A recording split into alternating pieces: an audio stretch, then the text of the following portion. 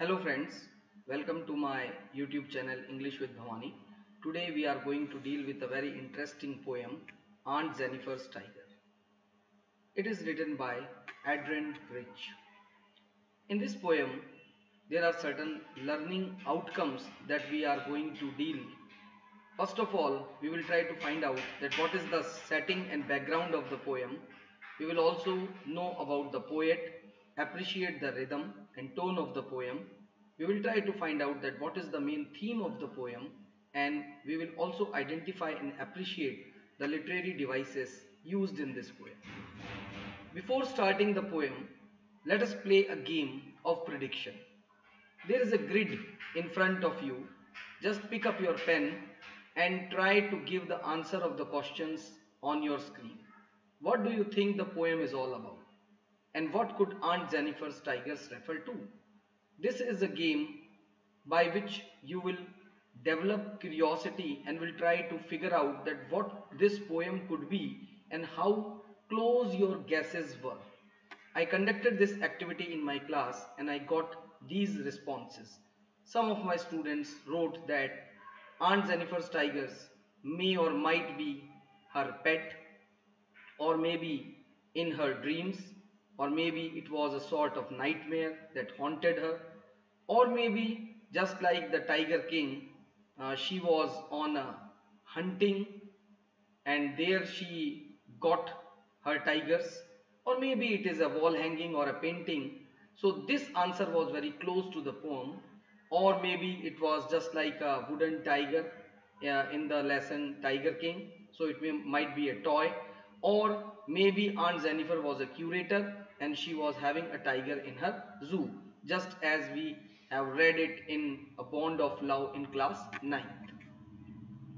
Now before starting the poem, first of all we will have to do a pre-reading activity. It is all about linking our previous knowledge with the present one. So we will discuss that already Adrian Rich has written one poem, The Trees, that was prescribed for our 10th class. It was also a very short and symbolic poem focusing on the movement of trees that are initially indoors but seeking to escape to freedom in the forest. The trees represent nature, but also the nature of being, womanhood in particular, which she had written in her book Change of World. Also, we have talked about the status of women in England in 1950s in our 11th class lesson, Mother's Day. So after that we can conduct certain activity for listening by showing one video where a girl is ranting on the toy companies, that how they are fabricating and nurturing the kids with predefined gender roles, that why only the girls are given the Barbie dolls and the boys are given the toys like tank or gun or superheroes. So this will be a sort of brainstorming. Now let us try to find out something about poet. Adrian Rich was born on 16th of May 1929 and she died on 27th of March 2012. She was an American poet, essayist and feminist. She has been credited with bringing the oppression of women to the forefront of poetic discourse. And instead of using the word feminism, she has used the term women's liberation. Some of her other works are A Change of World, Snapshots of a Daughter-in-Law. Now try to find out what is the background or setting of the poem. So it is actually all about the status of American women in 1940s and 50s. It was the time of Second World War and all the jobs were war related. Men were in war zones and the space left by men in the area of work was filled or taken up by females. The job considered to be suited for men were taken by women in factories and banks. So we can say that both manual and intellectual work that was taken by the females. When the war was over and men returned, women were told their position was in home. And also there was a Cold War propaganda going on against the fruits of capitalism and democracy as against communism. So all this made Adrian Rich revolt, and the result of this revolt was form of poetry that she wrote, and we are going to read one such poem. Here you can see that how in 1950s American women were just given these sorts of visual advertisements in order to just create an image of ideal women, and the role of ideal women was just to rear children, clean house or bake cookies. So this was the gender construction that was going on. It was nurturing as against nature. So here also you can see that stereotype images of cultural icons like June Cleaver, Donna Reed, Harriet Nelson, all the heroines were quintessential white middle class housewives who stayed at home. Here also in advertisement you have been shown a woman just hugging the tide, which indicates that her only work at home that was expected was that cleaning or baking. That's why there is a question over there, can she cook? And there is a tagline also, I courted an angel and married a cook. So these were some of the things that were going on in American society. Now let us do a brainstorming activity about fairness in games. Now just see the picture and try to comment on the picture above. Students will say that yes, he is the captain of Indian cricket team and she is the captain of Indian women cricket team. But here we will have to say that the gender neutral words in language also we will have to use. So skipper is the word we can use for both. So why this picture was in news? This picture was in news because recently BCCI has declared equal wages, equal salary for women cricketers and men cricketers. So that is why Harmanpreet Kaur and Rohit Sharma, they are shown here in the picture at equal level. So India is only the second country after New Zealand who has taken this step, and it is all because we want a fairness policy in jobs for females. Still there are certain areas like the wages of females, particularly for those who are doing the laborer work in villages, are not given equal wages as compared to their male counterpart. Similarly in Bollywood also or in Hollywood also, the amount that a heroine receives is much more, not much more, is much less than the heroes. So this is the disparity which this poem deals about. Now let us, from the examination point of view, try to find out that what is the basic theme of the poem. So the first theme is women emancipation, the conflicts, issues and struggles that a woman has to face in the male chauvinistic society, or evils of patriarchal society, persecution, oppression due to the patriarchal system, or importance of art, because art is the only place where one can escape to feel ease and express oneself. So these are the three themes. Now what is the tone and style of the poem? The tone appears to be positive and cheerful when the poet describes the tiger, but it becomes sad and dull at times of describing Aunt Jennifer. So Aunt Jennifer's Tigers by Adrian Rich is a 3-stanza poem that is separated into stanzas or 4 lines.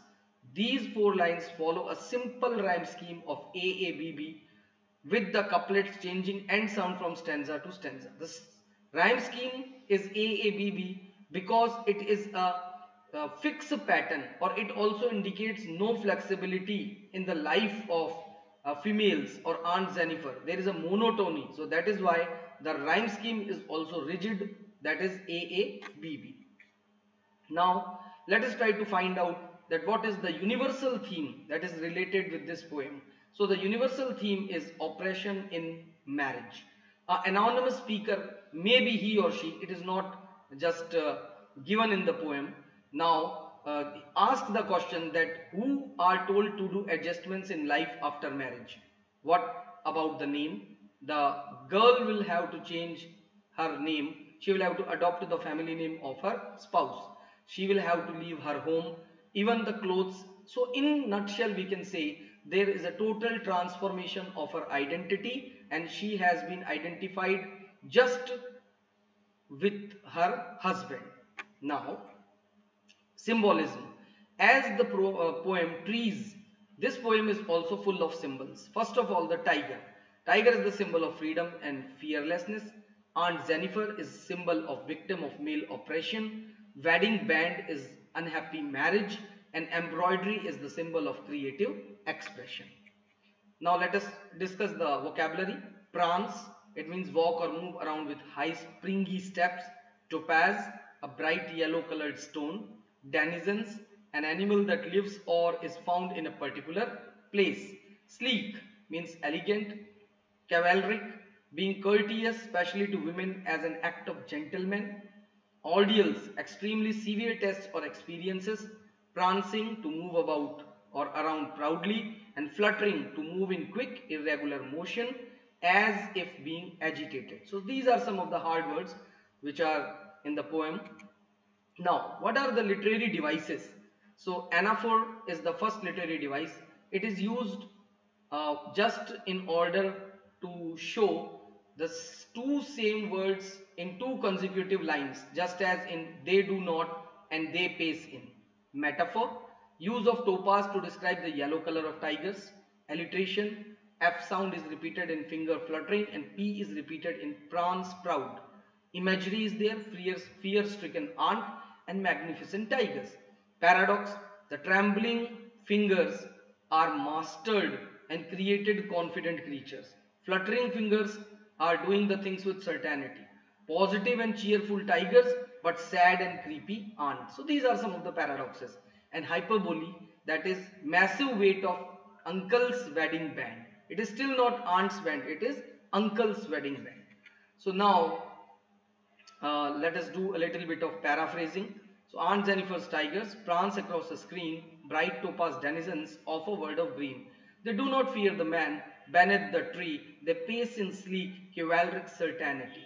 So the poet expresses the inner feelings of a woman, Aunt Jennifer. Aunt is embroidering a motif comprising of energetic, fearless tigers moving freely around the bright greenery. She is living a life of submissiveness to her husband's command. Her acts are dominated by him and she feels him constantly. This pattern of her free and fearless tigers reflects her inner desire to live a free and fearless life. The tigers are graceful, elegant and bright. The second stanza, Aunt Jennifer's finger fluttering through her wool find even the ivory needle hard to pull. The massive weight of uncle's wedding band sits heavily upon Aunt Jennifer's hand. Aunt Jennifer's fingers tremble as she embroidery. She is old but still fears her husband. She does not enjoy the freedom to do anything as per her wish. She is scared doing the embroidery too and fears his wrath. Since the day she got married, she has been fulfilling the demands of her husband. The wedding ring on her hand is a constant reminder that she belongs to her husband. The burden of the demanding marriage has exhausted her. The torment will not end until her death.